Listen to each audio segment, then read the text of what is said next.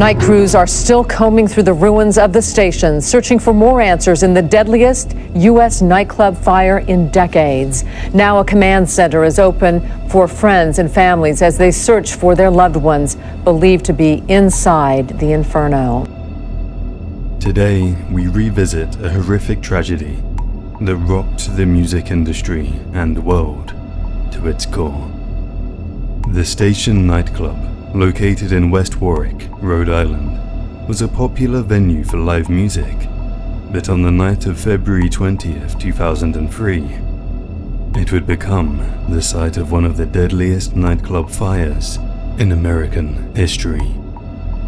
Months prior to the fire, the nightclub was inspected on 3 occasions and passed, yet inexplicably, the highly flammable foam material used around the stage was not detected.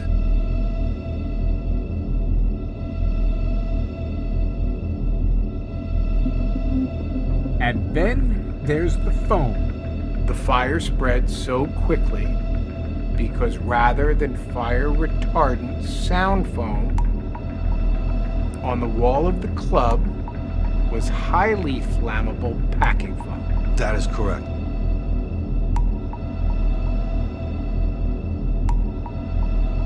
The club consisted of a main entrance, a main bar to the left, and the stage to the right. There were 4 fire exits, 2 near the kitchen, 1 next to the stage, and the other was the main entrance. At 11:07 p.m., the band Great White began to play their set in front of over 462 people crammed onto the main stage room. This was well beyond the maximum capacity of 404. During their first song, Desert Moon, 4 pre-planned pyrotechnic fireworks were set off by the tour manager, which suddenly ignited the foam above the stage. This began a sequence of deadly events.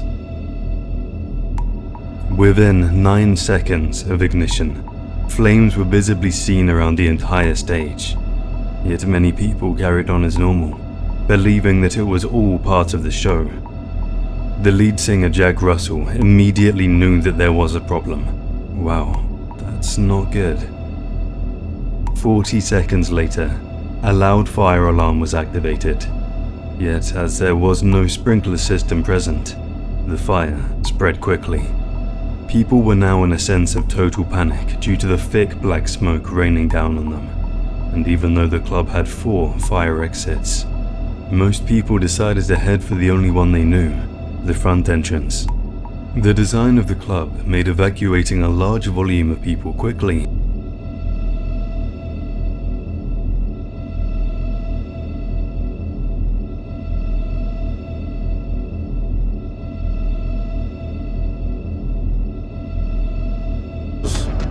For the main entrance, both doors weren't open.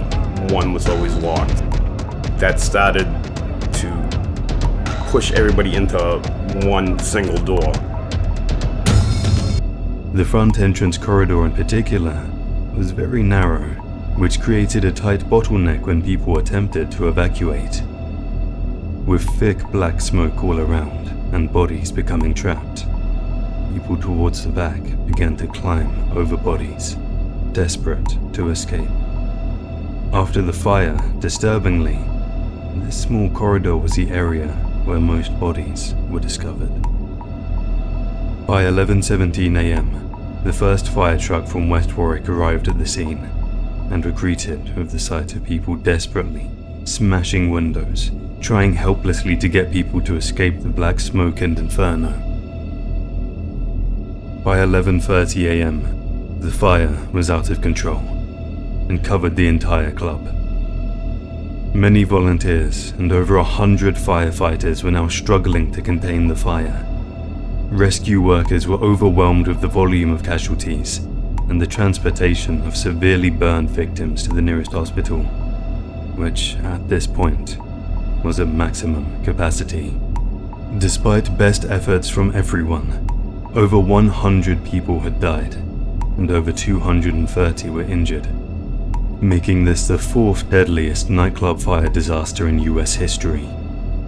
Criminal investigations were brought against the band's tour manager and the nightclub owner, and over $115 million has been paid or offered to affected families.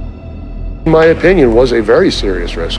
According to those inside at the time, the band used sparks of fire as a crowd thriller to open their show. The club's owner says he had no idea the band would use pyrotechnics, and he points out there's no mention of it in several pages of the contract that describes everything in the performance from A to Z.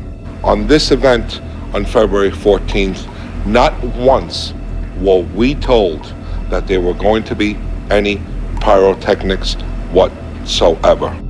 A detailed investigation by the National Institute of Standards and Technology found that had a fire sprinkler system been installed, it would have contained the fire long enough for every person to have escaped.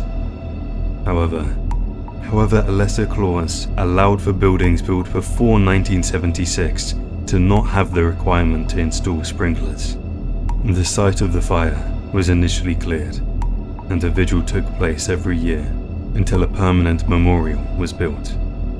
This has brought some comfort to family members. However, memories of the real-life horror are still very raw.